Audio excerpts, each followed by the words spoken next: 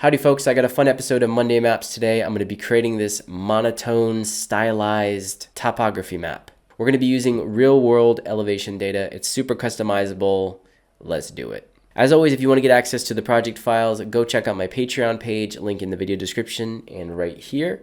Big shout out to my tier 3 patrons. You have Simon over at the Track Record on YouTube, Joseph Culligan, Samir Mahdi, Tyson, the Keymaster, and Mike and Sandra over on YouTube at Flumi+1. Thank you so much, folks, for making this video possible. Now, naturally, I want to use real-world elevation data to create these maps. I went over to a website here called Tangram Heightmapper. This is basically a height map of the entire world, and it's using tonal values or luminance values to show you the elevation. And white is higher elevation, black values are lower elevations or sea level. So you can see all the sea level here is black, and then we have these mountain ranges over here. I want to go over to Japan, and I'm going to grab Mount Fuji as my example. And what's cool about this website, there's a little auto exposure check here. And if you check this on, then as you zoom in, it's going to automatically adjust the white values to, cap out at pure white. I think at pure white, and it'll keep the dark levels at pure black. I'm going to go ahead and click on export. All right, over here in After Effects, I brought this in and I'm going to drag it over this button here to create a new composition. These tonal values are mapped from 0 to 255 for this particular project, 0 being pure black, 255 being pure white. So what we're going to do is we're going to play with those values, and those tonal values or those luminance values are really going to be the controlling factor of everything in this particular project. You'll see. I have Video Copilot's FX console, so I'm going to use this to grab an effect. If you don't have this, just go grab the effects and presets panel and you can keyword search it here. I'm going to go grab an effect called Posterize. I'm going to hit enter and add that. Now what this is doing, this is essentially clamping down or allowing you to manually input the tonal range for the tonal values. It defaulted to 7. Now if you come over here and look, we have 1, 2, 3, 4, 5, 6, 7 different tonal values here. And just as an example, if I crank this up, hold shift and crank it all the way up to 255, that's where it caps out on. Now we can see all of those different ranges are available here. To control this particular animation, I'm going to be creating a bunch of layers, and I'm going to be manually adjusting the exposure value of each one to show it at a different elevation level. So to be able to control that, I need this to be pure, basically pure black and pure white. So I brought this down to just 2. So now we have black and we have white. There's no real gradation there at all. To be able to basically show the different elevations, I'm going to add another effect, which is called exposure. If you adjust the master exposure here, this is not what we want. It's just bringing the exposure down of this. Effects have a render order, so the way you put effects on your clip, it's going to go from top to bottom. It's going to say this is the effect first that I'm going to look at, then the next one, then the next one. So if we grab exposure and put it above posterize, and now we mess with master exposure, you can see this is what we want. Now what I want to do is, let's say I want to be able to control the edges as well. I want to smooth these out. So I can go ahead and add a Gaussian blur here. And once again, I will put this at the top. And now when I blur this out, it gives me these smooth edges. Very cool. So this will give me a little bit more tight control over the design of this. The way this workflow is going to work is I'm going to be using pre-comps with essential properties. Now the way you add essential properties to your comp is you can simply grab a property, right click it, and it says right here, add property to essential graphics. Now what this is going to do is you're basically telling After Effects for this composition, these are the most essential or important properties. And when you pre-comp it, those will show up right in the, basically under your transformation properties. There'll be another little group of properties called essential properties. And it's just a great workflow that allows you to quickly access those. And then you can even update those or refresh them, and they will be individually applied to that pre-comp. It's a crazy good workflow. If you don't know how to use it, I'm going to link to a tutorial I made years ago when it came out. So I want to grab blurriness. I'm going to right click it, add property to essential graphics, and this automatically launches the essential graphics panel. Now if your brain immediately goes to the Mogurt template, like creating Mogurts for Premiere Pro, get that out of your head. We don't want to think about that workflow at all. This is all done inside of After Effects, and we're staying in After Effects. Now I can rename this essential property. We'll call this Edge Smoothness, because this is our blur. I'm going to go grab Master Exposure, add to Essential Graphics, and I'll rename this Elevation. This is a very important property. Now over here I need to edit the range of these. So this one, the edge smoothness only goes to 50. I want to be able to go to like 250, I think. And for elevation, if I go over here and I move it, we want to see at the highest elevation is somewhere around -2, and then the lowest goes all the way down to maybe 20. So for this, let's edit this range. Goes from -4 to 4, so let's go -4 to 20. That's a pretty good range right there. Now you can see as I adjust it in the Essential Graphics panel, it's going to automatically update it there. Now what I want to do is I want to create an alpha channel, because we need edges of our elevation data here. We need to be able to put effects on the edges of it, like drop shadows, bevel edges. We want to be able to use the simple choker to adjust it even further. So to do that, I need to use a matte. I'm going to go up here to this rectangle shape tool. I'm going to make sure I have nothing selected. The fill is set to white and there's no stroke. So what I want to do now is simply double click. That's going to create a new shape layer with the fill, fills the entire comp. And then I'm going to go and bring it underneath. I don't think you need to bring it underneath. It doesn't really matter where it is actually. I'm going to rename it. You know, we could just use the track matte here, but this is going to mess up our workflow. So there's another effect called Set Matte Effect. And that's why I happen to mention that it doesn't matter where this is at. If I was using the track matte column, it would be, you know, obligated that I keep this just underneath this matte. I don't need to do that. So what I'm going to do is I'm going to use the Set Matte Effect. And then up here, I need to adjust the parameters. So I'm going to take the matte from the Heightmap. And what this is going to do, it's telling that this shape layer, we want to use the transparency and take that transparency information from the Heightmap. Select Effects and Masks. Use for matte, we're going to switch that to luminance because this is black and white, so it's going to tell it anything that's white, that's going to be opaque, anything's black is going to be completely transparent. So I'm going to switch that to luminance, and I still can't see anything yet, and I toggled the transparency grid, and that's because I need to actually turn off the Heightmap. Okay, so now I just have this layer, and we have the nice edges here. Now what I want to do is add some effects to the edge. So I'm going to add Bevel Alpha, and it's a little hard to see, so I'm just going to quickly add another solid underneath here that has a color, it's medium blue. Okay, so now we can see. So let's bring the edge thickness to like 5 here, and I'm going to right click and add that to Essential Properties. Now I'm going to add a drop shadow, and we'll do distance 15, softness 15. And now I'm going to grab distance and we'll add that to the properties, softness. Okay, and I don't think we need to edit the range here. I can always come back and edit the range. And now to control the edges even a little bit more, I'm going to add an effect called Simple Choker. And this is going to allow me to choke the matte. However, we need to apply this before the Bevel Alpha so that it will just choke this and then it will apply the bevel and the shadow. Okay. So that's going to allow us to adjust the edges even further. I'll hit 0 there, and I'm going to add Choke Matte here as well. Maybe I'll just call this Refine Edges. Okay, now I'm going to go ahead and delete this. And actually, one other thing is we want to be able to control the color. So I'm going to grab the shape, and I'm going to keyword search color.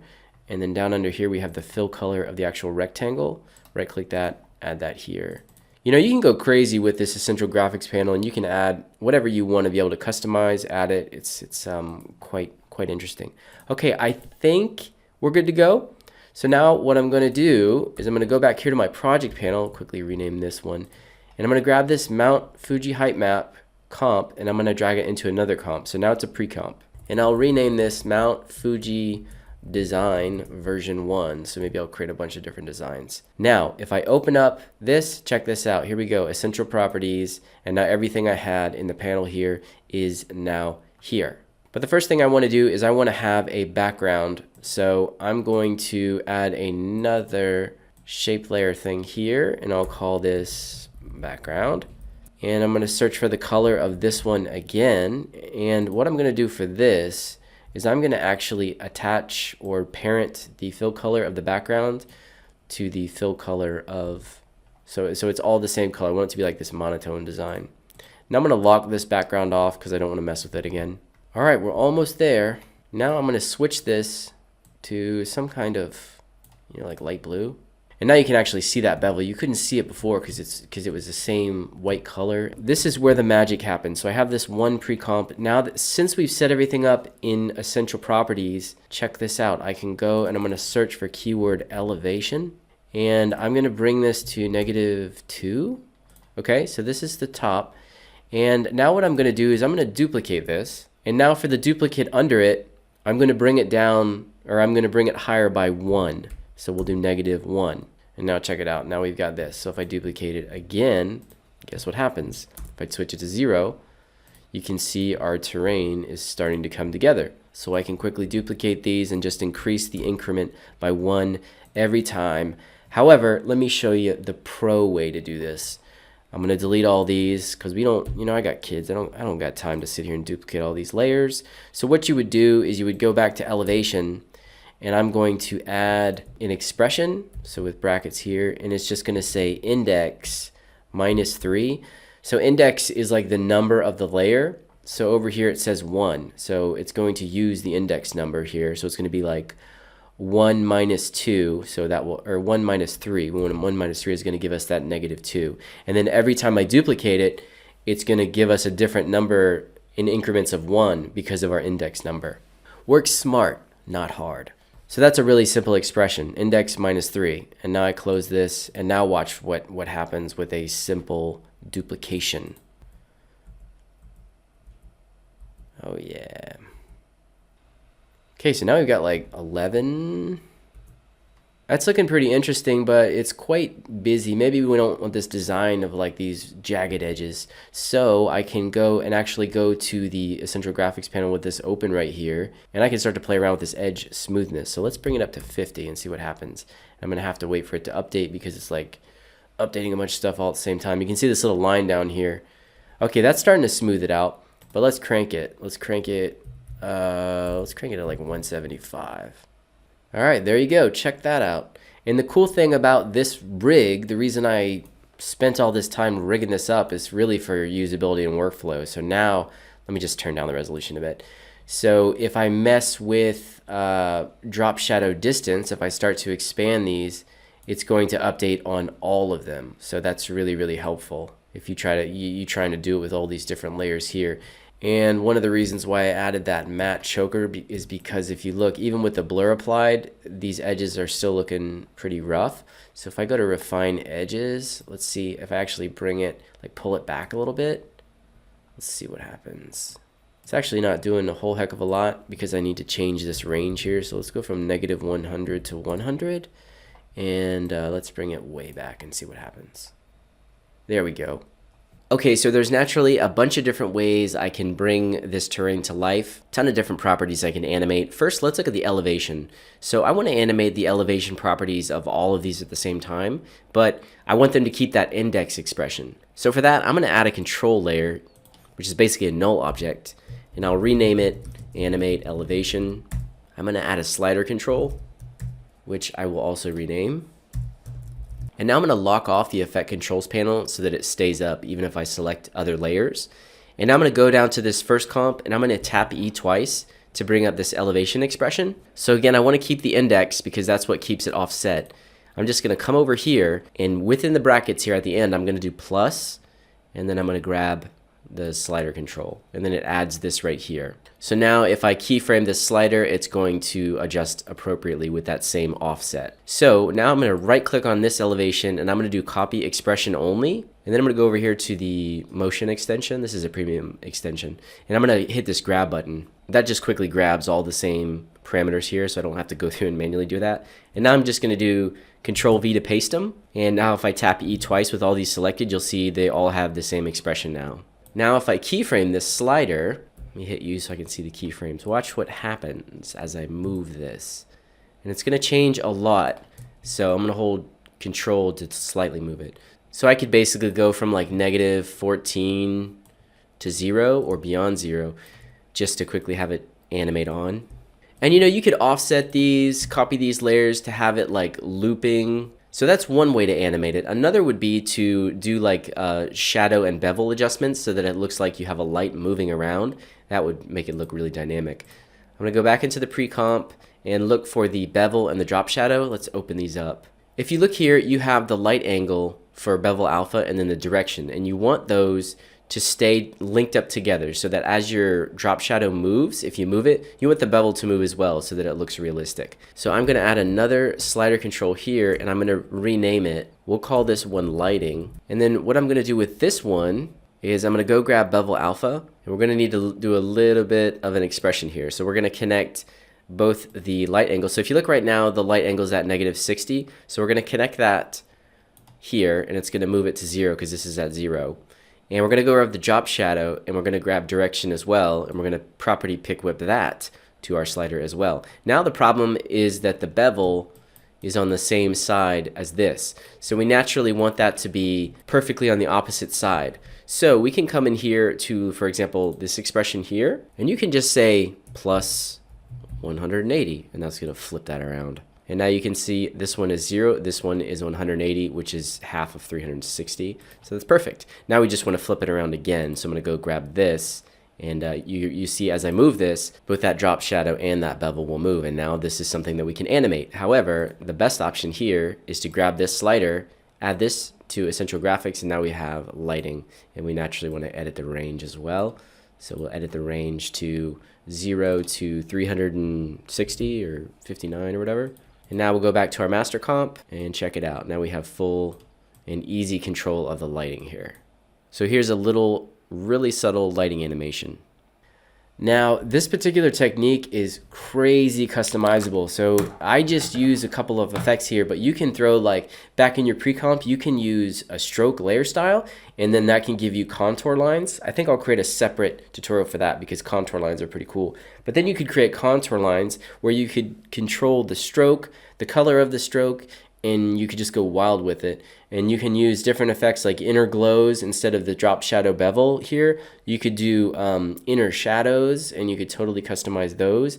You could actually turn all these into 3D layers and then use that index trick in Z space and then add a real 3D camera light and edit that in 3D space if you want your computer to catch on fire. I mean, if that's what you want. So I'd love to know if I can make this project better. How would you have set this up? What did I do that wasn't as streamlined as possible? If you see something like that you think could have been done better, I'd love to hear that down in the comments section so I can get better myself.